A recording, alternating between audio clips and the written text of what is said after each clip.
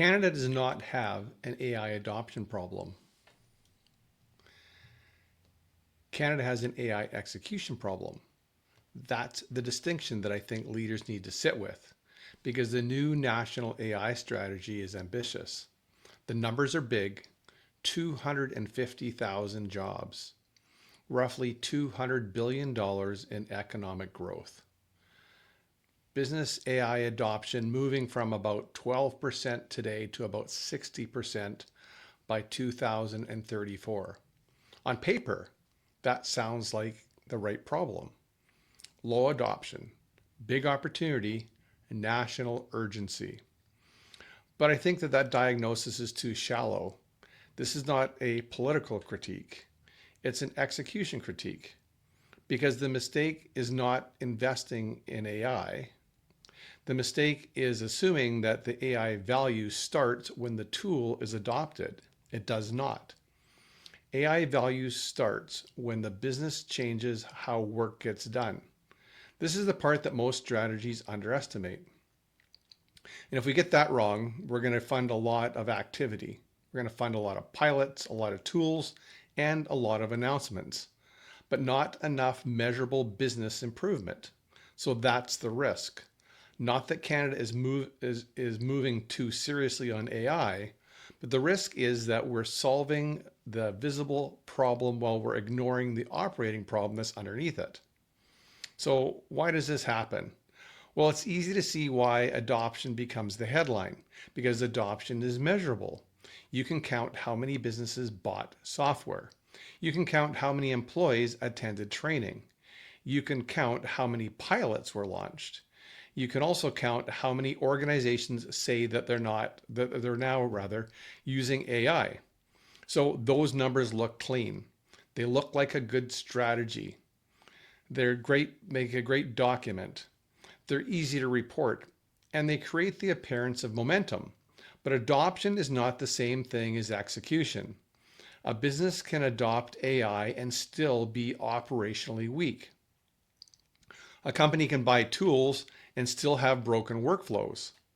A leadership team can lead and launch pilots and still have no clear owner for the outcome. And that's where the gap normally shows up. Not in enthusiasm, not in awareness, not even in access to technology.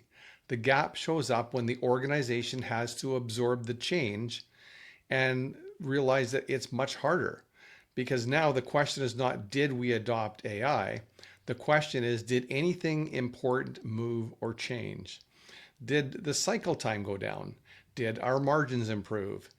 Did our customer experience get better? Did error rates decline? Did management visibility improve? Did the business become more scalable? Did the company make better decisions faster? Those are execution questions, and they're much harder to answer. So here's my diagnosis breakdown. The primary failure is this. AI gets funded before the business has the capacity to execute. That's the issue. It's not technology, it's not ambition, and it's not the desire to modernize. The issue is capacity. Execution capacity is the company's ability to turn an initiative into changed behavior, changed workflows, changed decisions, and measurable results. That's what most AI plans skip over. A company says yes because funding's available. The leadership team moves quickly because there's urgency. A vendor gets selected because the program needs momentum. A pilot gets launched because everybody wants to show progress. And for a while, it looks like the company's moving forward. There are meetings, there are dashboards, there are demos, there are internal updates. There's a language around innovation and transformation. But 6 months later, the same question comes back. What actually changed?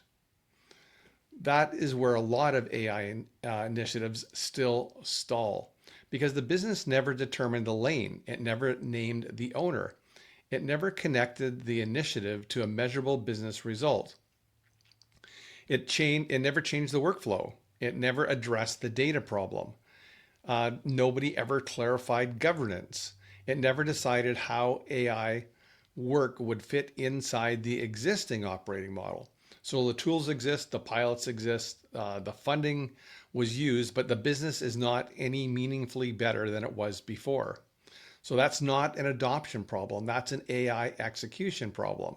And this is where I think most mid-market companies, especially those exposed, um, and large enterprises may be able to absorb this.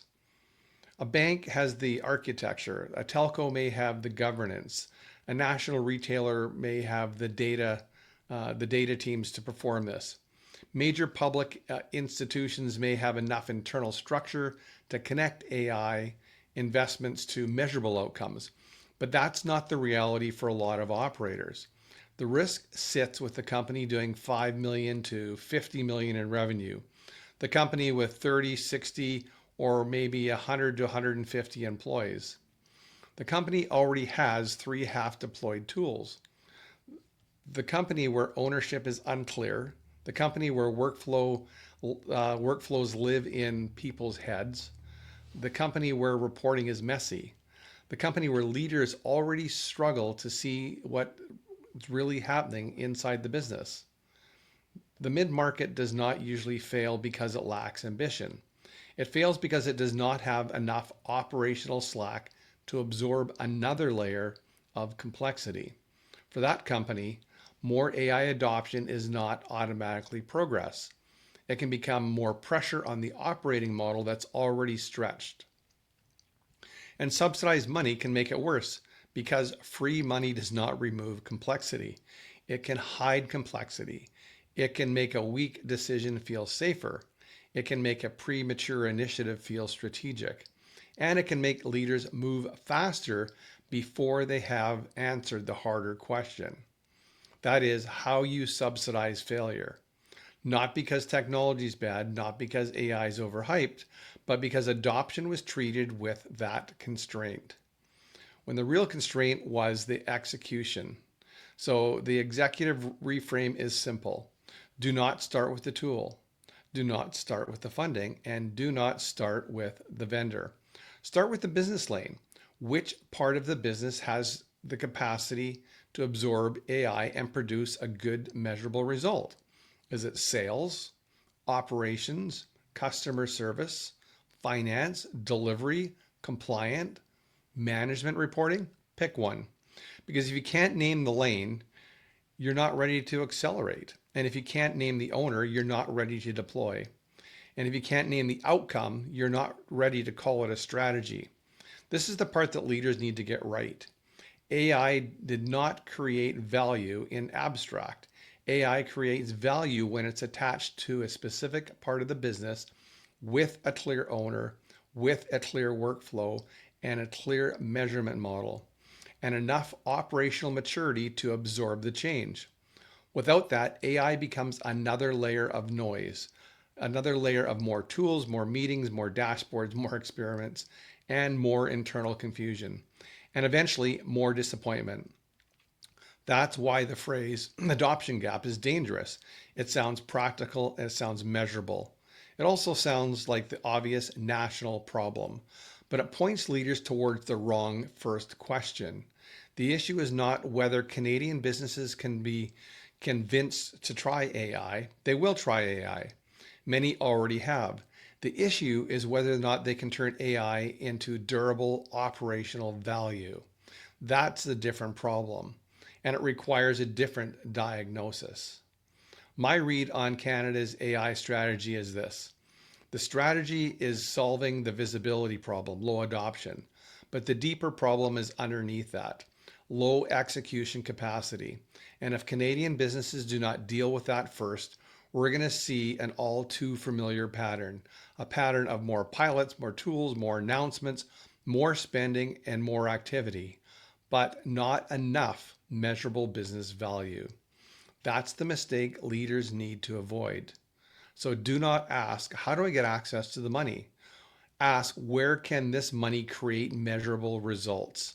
Do not ask, which tool should I adopt? Ask, which part of the business is actually ready for change?